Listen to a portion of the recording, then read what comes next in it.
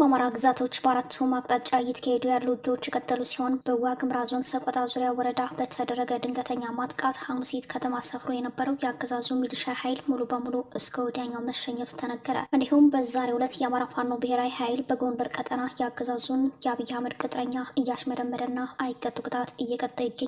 ከግንባር መረጃውን ይዘናል። የሚሊሻና የፖሊስ አባላት የመብራት ትራንስፎርመሩን በጥይት ደብድበው እንዳፈነዱትም ተሰምተዋል። በአማራ ፋኖ ብሔራዊ ኃይል ጎጃም የሰባተኛ አዲስ አለማየሁ ክፍለ ጦር አብራጂት ብርጌድ ለወራት የሰለጠኑ ኮማንዶዎችን ማስመርቋል።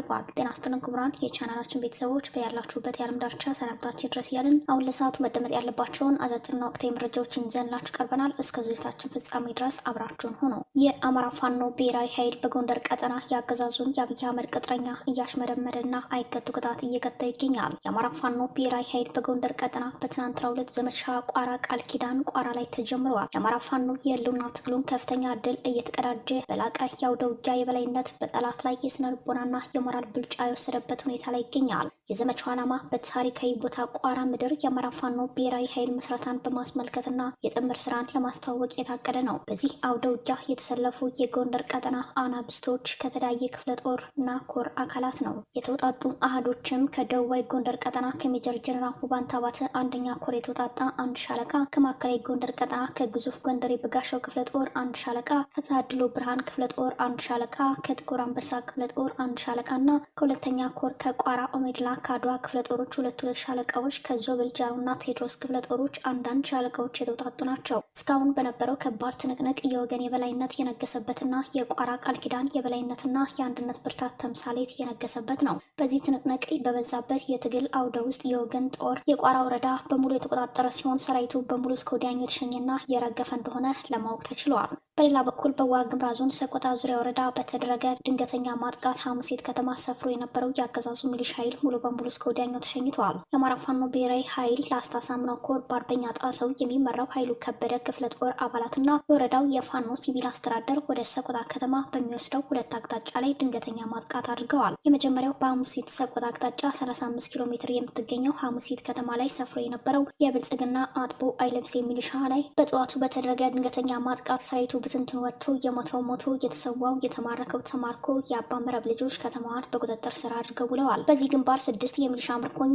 15 ጉዳት የደረሰበት 8 ሞት ሲሆን የተቀረው ተበታትነዋል። አንድ የቡድን መሳሪያና 6 የነፍስ ወከፍ መሳሪያ በምርኮ ተገኝተዋል። ሁለተኛው በደሃና ሰቆጣ አቅጣጫ ለሰቆጣ 17 ኪሎ ሜትር ርቀት ላይ የምትገኘውን የቀውዝባ ከተማ ላይ በመግባት ከተማዋ ላይ ሰፍሮ የነበረውን የባንዳ ስብስብ ሚሊሻ ጠራርገው መስመሩን ተቆጣጥረው ውለዋል። ጀግኖች ያሳምነው ግልገሎች፣ የሸጋው ጓሌ ግርፎች፣ የኃይሉ ከበደ ልጆች ዋግኽምራ ሰቆጣ የከተማውን ብልጽግና አገዛዝ በሁለት አቅጣጫ ሲያስጨንቁት ብለዋል። ዘመቻውን የመሩት ተናዳፊዎቹ የክፍለ ጦሩ አመራሮች ሲሆኑ ወታደራዊ ጥበብ የተሞላበት ማጥቃት እየተደረገ በመሆኑ ከወገን በኩል እስካሁን ምንም አይነት የደረሰ ጉዳት የለም። መዳረሻው ድልና ነጻነት የሆነው የአማራ ሕዝብ የህልውና ተጋድሎ ተጠናክሮ ይቀጥላል ሲል የአማራ ፋኖ ብሔራዊ ኃይል ላስታ ሳምነው ኮር ህዝብ ግንኙነት ኃላፊ ፋኖ ቢሆነኝ ቢያብን አሳውቋል። በተያያዘም የሚሊሻና የፖሊስ አባላቱ የመብራት ትራንስፎርመሩን በጥይት ደብድበው እንዳፈነዱ ተሰምተዋል። ላስታ ሳምነው ኮር ስር የሚገኘው ኃይሉ ከበደ ክፍለ ጦር በዋግኽምራ ብሔረሰብ ዞን ሰቆጣ ዙሪያ ወረዳ በነበሩ የአገዛዙ ወታደሮች ላይ በሁለት አቅጣጫ ጥቃት ከፍቶ ከባድ ጉዳት እያደረሰ ባለበት ወቅት ከአምደ ወርቅ ከተማ በቅርብ ርቀት በምትገኘው ልዩ ስሟ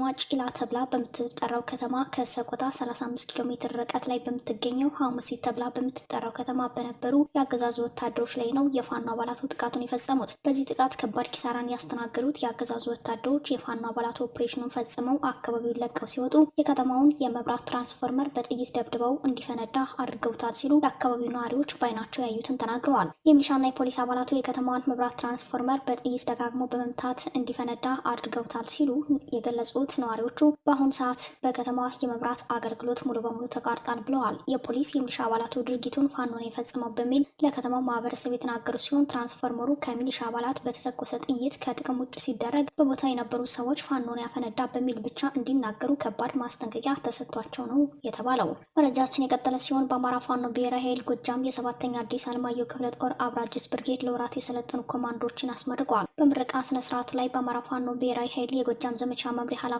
መቶ አለቃ አበበ ሰምሆን የሚከተለውን መልእክት አስተላልፈዋል። የተከበሩ መቶ አለቃ ገረመው አጋዥ የአማራ ፋኖ ብሔራዊ ኃይል ጎጃም ቀጠና የሰባተኛ አዲስ አለማየሁ ክፍለ ጦር ወታደራዊ አዛዥ፣ የተከበራችሁ የዘንቦል የጫራ አካባቢ ማህበረሰቦች፣ የተከበራችሁ የጥምር ጦር የክፍለ ጦር አስተባባሪዎችና የጥምር ጦር አባላት፣ የተከበራችሁ ውድ የአማራ ፋኖ ብሔራዊ ኃይል የጎጃም ቀጠና የአዲስ አለማየሁ ክፍለ ጦር አብራጂት ብርጌድ የዛሬ ተመራቂዎቻችን፣ የተከበራችሁ የዚህ ምርቃት ተጋባዥ እንግዶች፣ ክቡራንና ክቡራት፣ ከሁሉም አስቀድሜ የዘመኑን አብሪ ኮከቦች፣ የአማራ ህዝብ አለኝታዎች፣ የነጻነት መንገድ ድል አብሳሪዎች፣ የህዝባችን ደም መላሾች፣ ውድ ወደ ሆነው ፋኖነት ሙያ በዛሬው ዕለት የተጎናጸፋችሁ ተመራቂዎች ለዛሬው ቀን በመድረሳችሁ እንኳን ደስ አላችሁ፣ እንኳን ደስ አለን። የአባቶቻችን ውርስ የሆነው ፋኖነት ማለት ከጥንት ዘመን ጀምሮ ሀገር በተወረረች ጊዜ አገዛዝ በህዝብ ላይ በአመፀ ጊዜ እምቢኝ ለሀገሬ ዱር ቤቴ በማለት ወራሪንና አገዛዝን በመዋጋት የህዝብን ሰላም ማረጋገጥና ሀገርን የማዳን ታሪክ የአርበኝነት ውቅር ነው። ለአብነትም በፋሽስት ጣሊያን ወረራ ጊዜ የነበረውን የፋኖነት ገድል የአርበኛ በላይ ዘለቀ ታሪክ የእኛ ዘመን ትውልድ የትግላችን ማተም አድርገነዋል። በዘመናችን አብሪ ኮከቦችና የመሪነት ተምሳሌ ጠንካራ መሪዎች የሚመራው የአማራ ፋኖ ብሔራዊ ኃይል በጠንካራ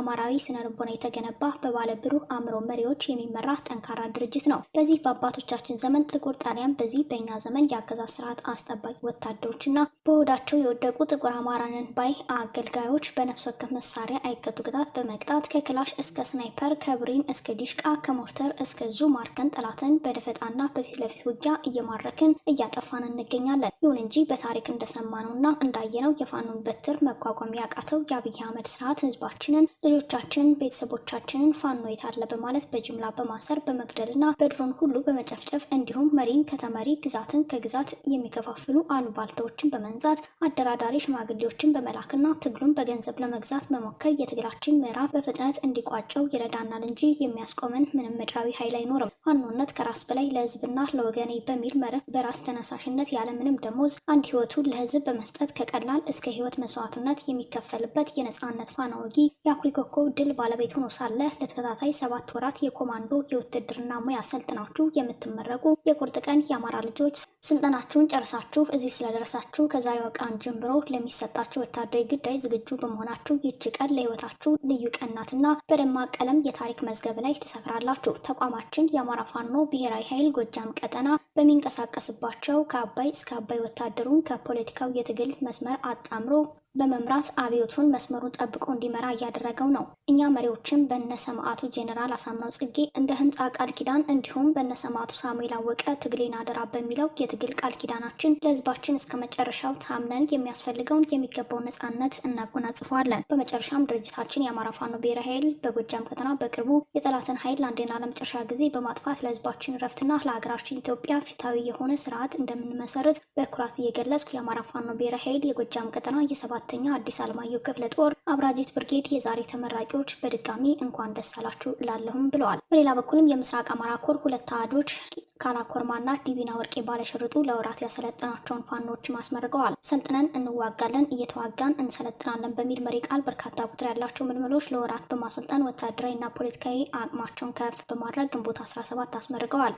የአማራን ህዝብ ቅዱስ የህልውና ትግል ለድል ለማብቃት ሰራዊቱን በትጥቅና በሰው ኃይል ማጠናከር ተጠናክሮ የሚቀጥል ተግባራችን ነው ሲሉ የምስራቅ አማራ ኮር 2 ከፍተኛ አመራሮች ገልጸዋል። ከውጭ ሩሲያ በአንድ ቀን ውስጥ 110 የዩክሬን ሰው አልባ አውሮፕላኖችን መጣሏን አስታወቀች። የሩሲያ ዩክሬን ጦርነት ከጀመረ 2000 ቀናት ሊሞላው በጣት የሚቆጠሩ ጊዜያት ቀርተውታል። ጦርነቱ አሁንም አውዳሚ ሆኖ የቀጠለ ሲሆን ባለፉት ቅዳሜና እሁድ አስከፊው ጦርነት ተባብሶ ቀጥሏል። የዩክሬን ባለስልጣናት በተፈጸመባቸው ትልቁ የሩሲያ የአየር ላይ ጥቃት የሞቱት ሰዎች ቁጥር ከ12 ወደ 13 ከፍ ማለቱንና ቢያንስ 60 ሰዎች መቁሰላቸውን አስታውቋል። ተጎጂዎቹ በሰሜን ምዕራብ ዞይቶሚር ክልል ውስጥ መገኛቸውን ያደረጉ የ8፣ የ12ና የ17 ዓመት ዕድሜ ያላቸው 3 ታዳጊ ህጻናት እንደሚገኙበት ተነግረዋል። የዩክሬን አየር ኃይል ሩሲያ በአንድ ሌሊት 298 ሰው አልባ አውሮፕላኖችና 69 ሚሳኤሎችን ማስወንጨፉን ገልጾ 266 ሰው አልባ አውሮፕላኖችና 45 ሚሳኤሎችን ማውደም መቻሉን አስታውቋል። ከዚህ በተጨማሪ የሩሲያ የመከላከያ ሚኒስቴር ወታደሮች በዩክሬን ምስራቃዊ ዶኔትስክ ግዛት ውስጥ የምትገኘው ዮርማኒቪካ መንደር መቆጣጠራቸውን አስታውቀዋል። በተጨማሪም የሩሲያ